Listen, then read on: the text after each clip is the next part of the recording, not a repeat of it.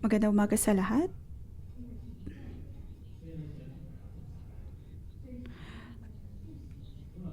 Ngayong umaga, babasahin po natin ang ika-15 kabanatang ng Leviticus at magbabahagi ng salita ay si Minister Iben.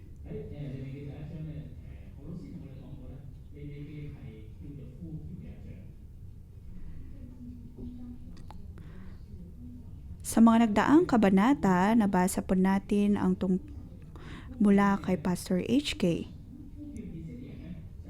Ang tungkol sa pagkakatawag na mayroon ng mga maharlikang pari.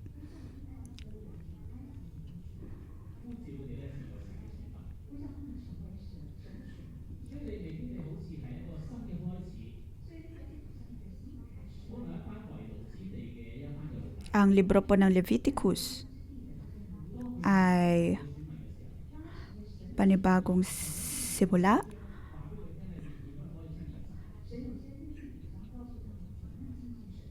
Mayroon pong inihayag ang Diyos kung paano sila magiging mas malapit sa Kanya.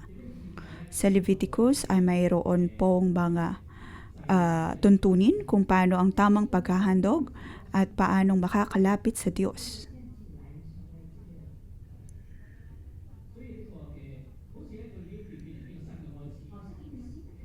Ito po ay panibagong simula. Pareho lang po sa kung paano sa atin pong ika-25 anibersaryo na mayroon pong bagong simula. Sa una pong bahagi, sinabi po doon ang mga tuntunin sa paglilingkod o kaya sa paghahandog. Paano po tayo makakalapit sa Kanya?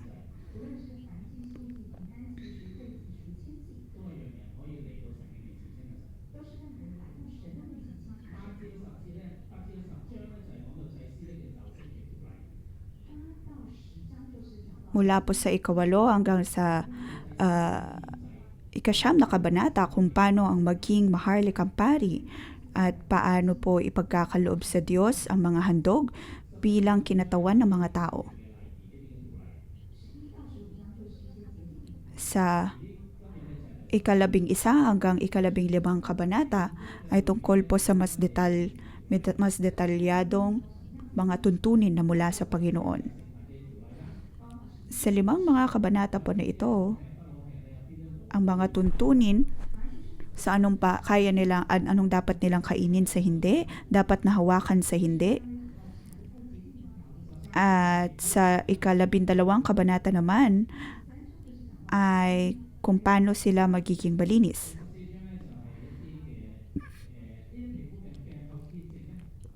Sa 13-14 ay tungkol po sa sakit sa balat. 15, matapos pong malinis,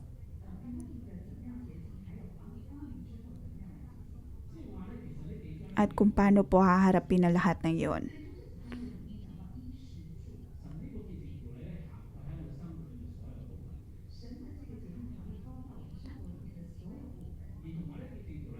Ang Diyos ay talagang tinitignan ang lahat po ng aspeto ng ating pong buhay na mahalaga na maging malinis hindi lamang po sa harap ng Diyos kundi maging din sa harap ng mga tao. Sinabi po sa mga nagdaang kabanata na kung ang isang tao ay mayroong sakit sa balat, dapat po silang dumulog sa pari at nang matulungan sa paglilinis at nang matulungan sa muling pagbabalik sa komunidad.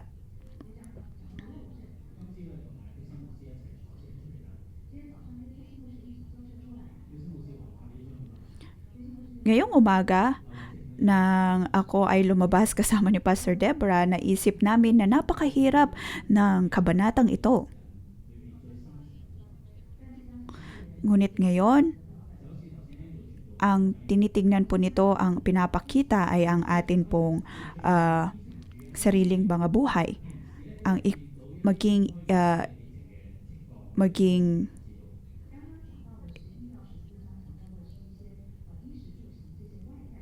maging kailaliman ng ating buhay. Sa mga naunang kabanata, tungkol po iyon sa mga Tungkol po iyon sa mga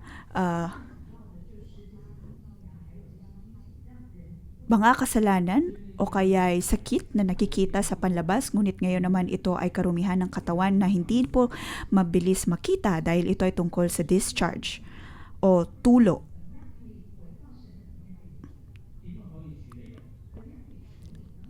Paano po natin ito panghahawakan? Iyon ay dapat po nating buksan ang atin pong buhay. Dapat na pampublikong harapin ang atin pong problema. Kaya ngayong umaga, ang pamagat nito upang maging banal na pari, dapat na maging bukas at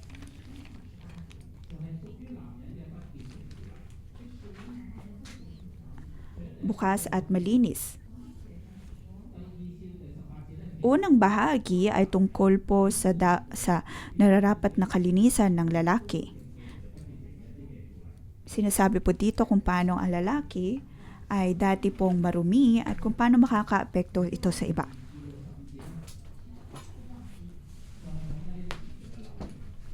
Mula verse 2 hanggang 15, tungkol po ito sa patuloy na tulo. Ano po itong tulo na tinutukoy? Sabi po dito, sinabi ni Yahweh kina Moses at Aaron, sabihin ninyo ito sa bayang Israel, ang sinumang lalaking may tulo ay tuturing na marumi. Ano po ang tulo na tinutukoy dito?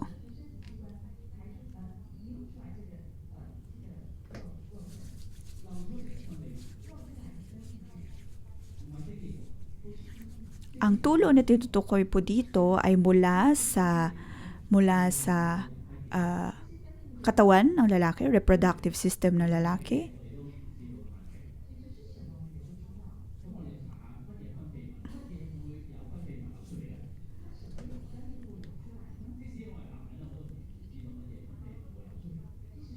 Ngayon, kahit ako bilang lalaki, hindi ko rin po lubos maunawaan kung ano ang tinutukoy na tulo dito.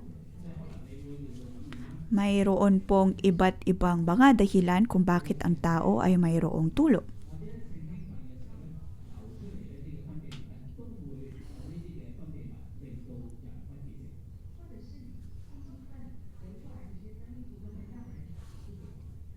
Anumang uri ng sakit karamdaman,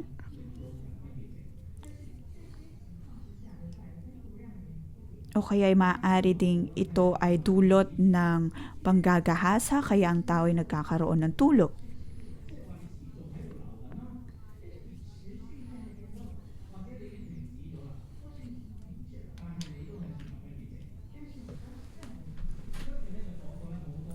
Ang lahat po ng ito kahit saan man po manggaling ay tinuturing na marumi ayon sa kabanatang ito.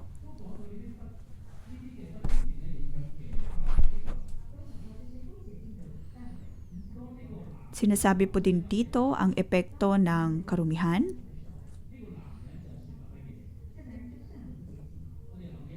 Kung isang tao ay mayroong tulo, ang taong iyon ay tinatawag na pong marumi. Ngunit ang karumihan po na ito ay hindi ibig sabihin na ang tao ay makasalanan. Ito lamang po ay pagbibigay galang sa presensya ng Diyos dahil ang presensya ng Diyos ay banal. Sabi sa verse 4, ang alinmang higaan at upang gamitin niya ay ituturing na marumi. Sino mang makahipo sa higaan nito ay dapat maligo at magbihis.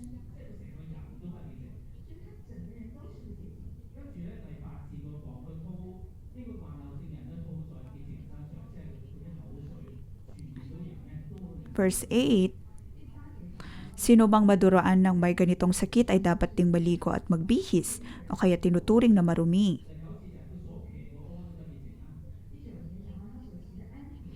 At kahit sa verse 9, ituturing ding marumi ang upahan na ginamit sa hayop na sinakyan niya. 10, ang sino mang makahipo sa anumang bagay na kanyang hinigaan ay ituturing na marumi.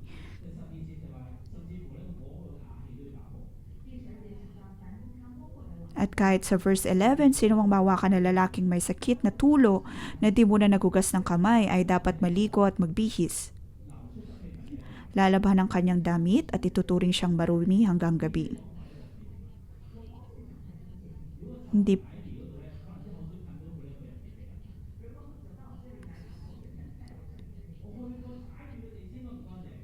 Para po itong sinasabi na kung ano mang hawakan niya ay magiging marumi, sino mang maduraan ay magiging marumi. Para po itong sinasabi na ang katawan ng taong ito ay marumi at nagiging dahilan o kaya nakaka-impluwensya ng karumihan din sa iba.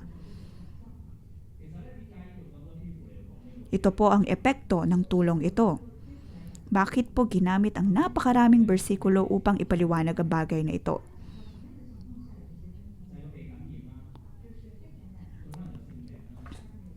Ang tulo na ito ay maaaring mula sa infeksyon, sa sakit na ayon sa sexualidad o kaya ay nagahasa. Ang lahat po ng mga sitwasyon na ito ay hindi normal, kung kaya naman sa harap ng Diyos, sa mata ng Diyos ay marumi po ito. Verse 15, na kahit naroon ang karumihan, dapat pa rin pong maghandog para sa kasalanan at handog na susunugin.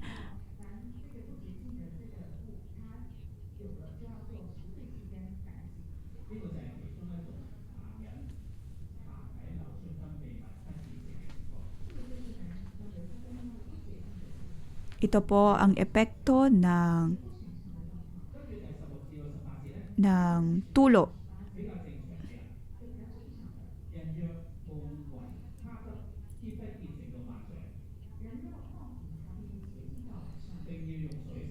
At verse 16 hanggang 19 ay sabi po, kapag ang isang lalaki ay nilabasan ng sariling binhi, dapat siyang maligo, tuturing siya marumi hanggang gabi. Dapat labhan ng alinmang kusutong yari sa tela o balat ng hayop na nabahiran at hugasan ng alimang bahagi ng katawan na natuluan ng binhi. Ito'y ituturing na marumi hanggang gabi. Pagkatapos magtalik ng isang lalaki at isang babae, dapat maligo silang pareho, sila ituturing na marumi hanggang gabi.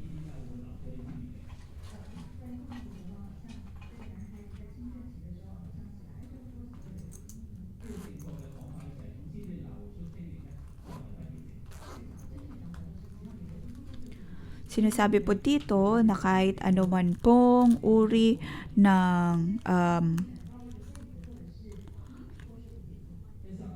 tulo ay makakaapekto sa karumihan ng tao.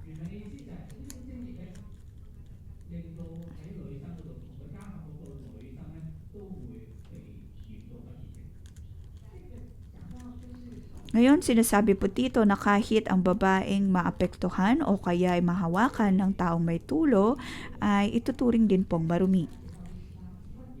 Kaya mula verse 2 hanggang 18, anong nagpaparumi sa tao? Iyon po ay kahit anumang tulo mula sa katawan. At ano pong epekto nito sa atin? Ngayon, nabasa po natin ang iba't ibang panuntunan pagdating sa handog sa Diyos.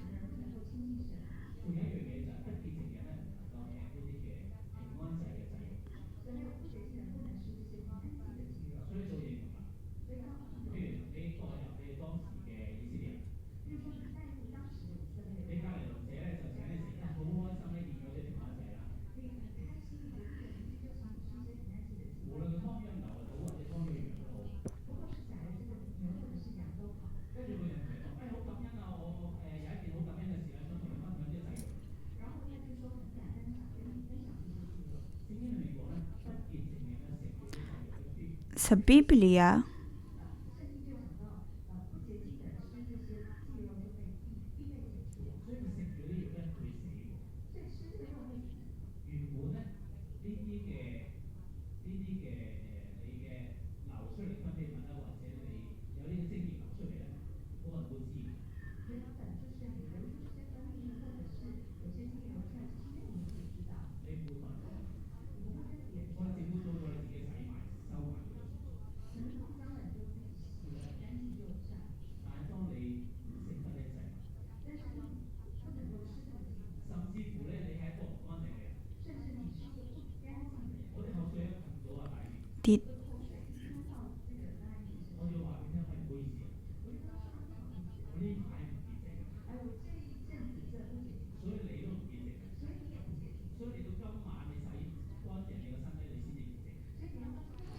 Dito mababasa po natin kung ano ang nagiging dahilan ng karumihan ng isang tao at kung paano makakaapekto ito sa iba.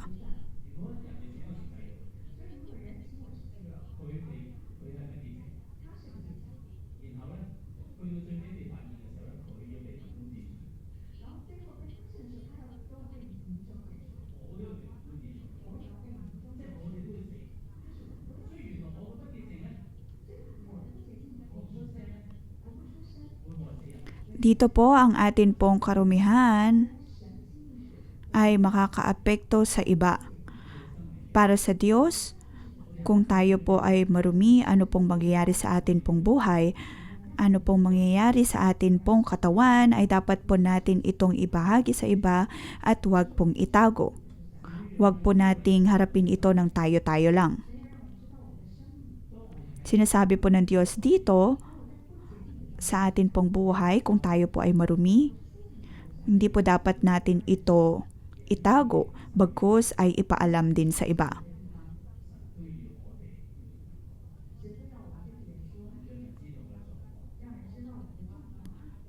Sinasabi ng Diyos na dapat po nating ipaalam sa iba ang atin pong sitwasyon.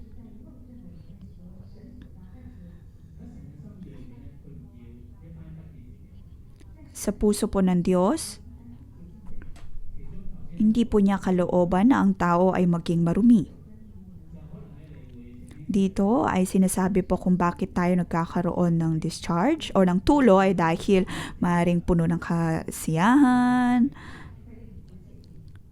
na nagiging dahilan ng karumihan.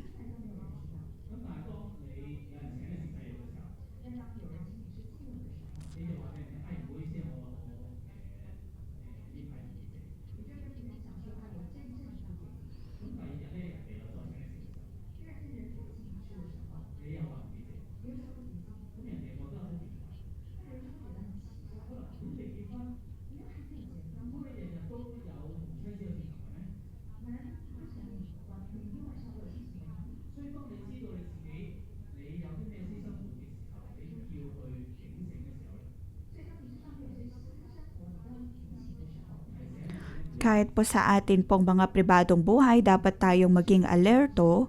Sinasabi po sa atin, dapat po nating sabihin sa Diyos kahit anuman pong nangyari sa ating buhay, kahit sa pinaka-pribadong parte ng ating buhay. Katulad po sa marriage camp ay amin pong ibinabahagi ang mga sexual sins na marahil ay mayroon kami.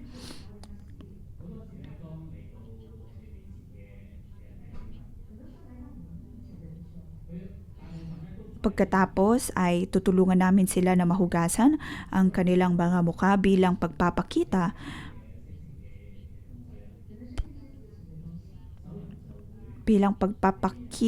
o kaya pagbabahagi na naroon ang paglilinis ng Diyos.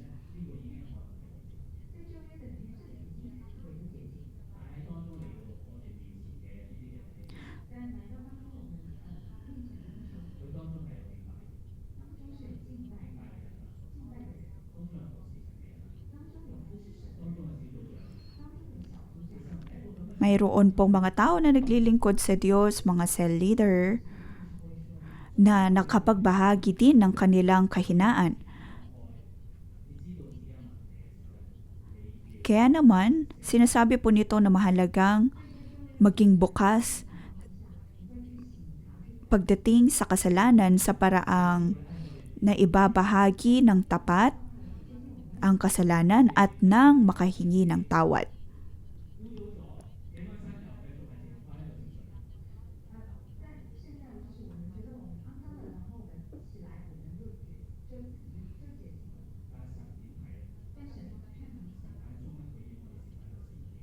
Sa mata po ng Diyos, dapat po tayong maging malinis at maging banal. Sinasabi po nito sa atin, kung gusto po nating maging piniling tao ng Diyos, alerto po ba tayo? Alerto po ba tayo sa paglilinis ng Diyos?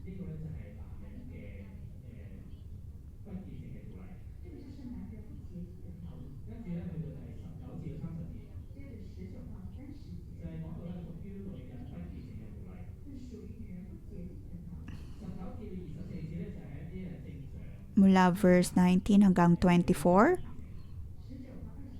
ay tungkol naman po ito sa mga kababaihan. 19 to 24, mga normal na bagay. Halimbawa, ang isang babae na mayroon pong regla. Ito din po ay uri ng tulo.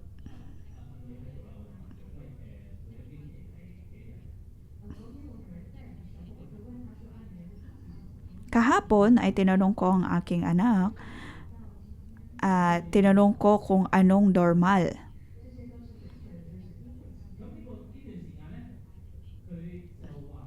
At sabi po niya ay madalas umaabot po ito ng 7 araw ang regla ng babae at dito din sa Biblia ay sinabi din po ang bagay na ito.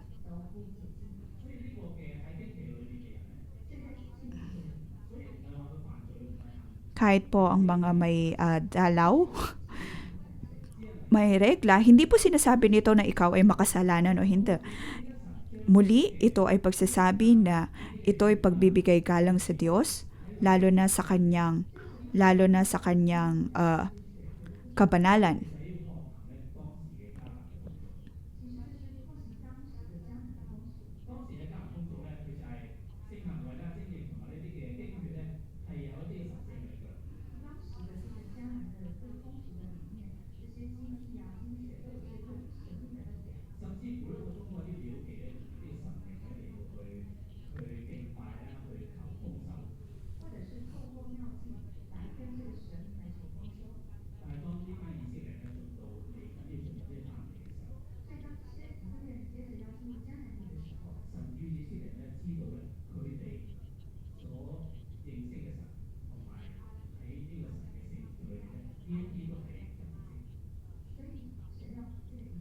Dito sinasabi po ng Diyos kung alin ang linis sa hindi.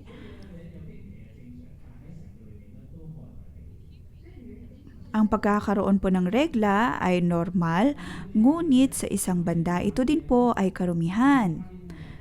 Ngunit hindi po ito nagiging dahilan na ito'y katumbas ng kasalanan. Ito'y pagbibigay galang lamang sa banal na presensya ng Diyos.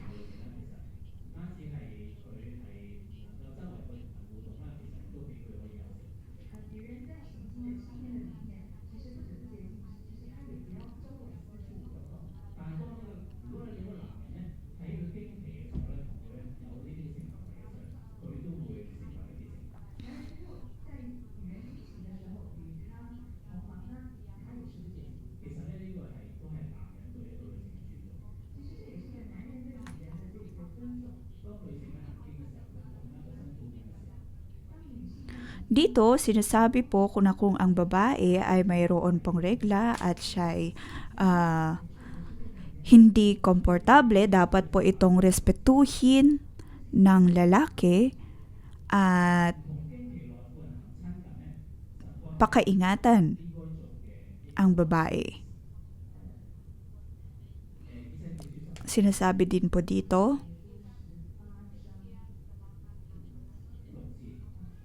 sa isa pa pong bersikulo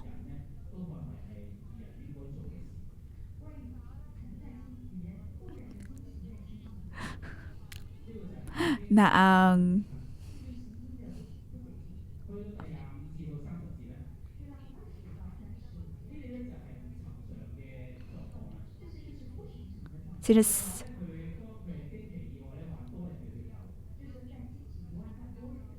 mula verse 25 ay binahagi po ang hindi normal, lalo na kung ang baba ay dinudugo ng mahabang panahon, lumampas sa kanyang pagreregla, ituturing siyang marumi habang siya dinudugo tulad ng siya nireregla.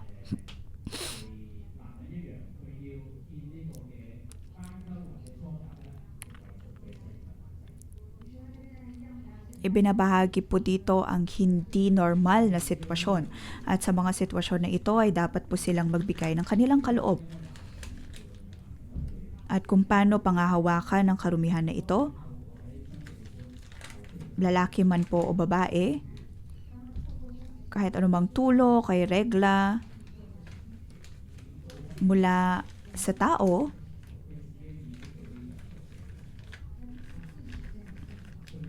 Dapat silang maging alerto at mayroong hangganan lalo na sa pagdulog sa presensya ng Diyos sa komunidad at dapat na ipaalam sa iba kung sila man ay mayroong ganitong sitwasyon.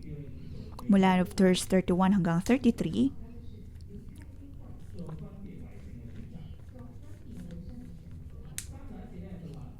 iwan ang karumihan at magkaroon ng banal na pagdedesisyon.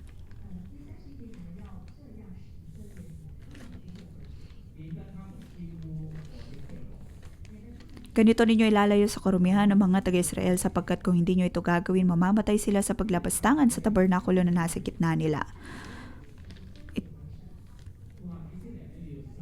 Sa pag-iiwalay o kaya pagbubukod, ito ay para po sa paglilinis ng tao. Ito po ay banal na mga tuntunin ng Panginoon.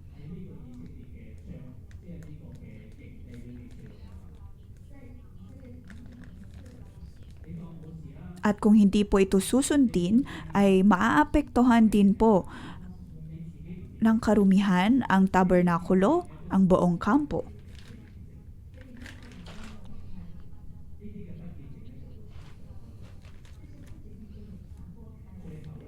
Ito po ay nagpapalawa o kaya nagpapalawig ng karumihan.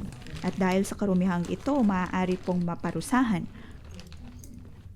Sinasabi po ng Diyos na siya ay banal, siya ay Diyos na malinis, at nais ng Diyos na natin pong makita o kaya ang paraan ng ating pagkita pagdating sa kabanalan. Lahat po tayo, nais po natin ang kabanalan na mula sa Panginoon. Nais po nating mas mapalapit sa Kanya. Mula po tayo sa iba't ibang mga bansa at nagtungo po sa conference na ito at ang sinasabi po ng Diyos sa atin na kung gusto po nating higit na lumapit sa Kanya, mayroon po mga panuntunan ng Diyos upang dumulog sa Kanya at dapat po tayong magsakripisyo.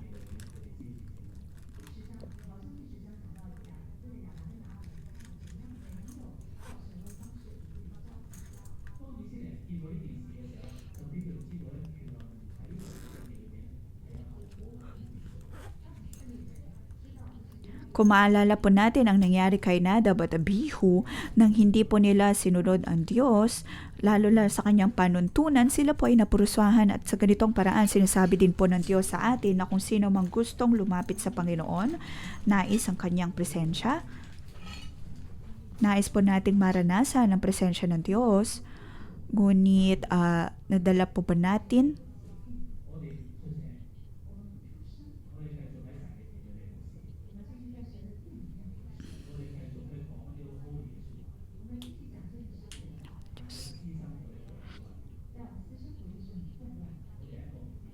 maaaring sa atin pong mga buhay, may mga parte ng atin pong buhay na hindi po tayo tunay na tapat o kaya dalisay sa harap ng Diyos. Ngunit ngayon, sinasabi po ng Diyos sa atin na dapat tayong maging bukas at maging dalisay. Ngayong conference, nabanggit po ang tungkol sa pagiging blessed above all.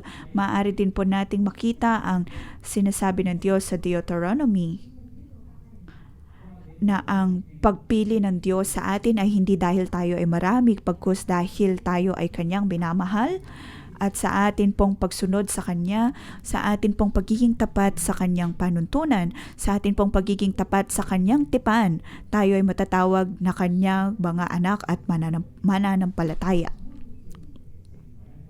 Kaya naman po mahalaga na makita at masunod ang tuntunin ng Diyos. Dapat po tayong maging malinis, maging banal katulad niya. Mabuhay ayon sa kabanalan na nagmumula sa Kanya. Dapat nating siyasatin na ang atin pong mga buhay, tayo po ba ay banal? Sa panlabas man o kaya sa pinakapribadong aspeto ng atin pong buhay, purihin ng Diyos sa pagkakabasa ng Kanyang banal na salita.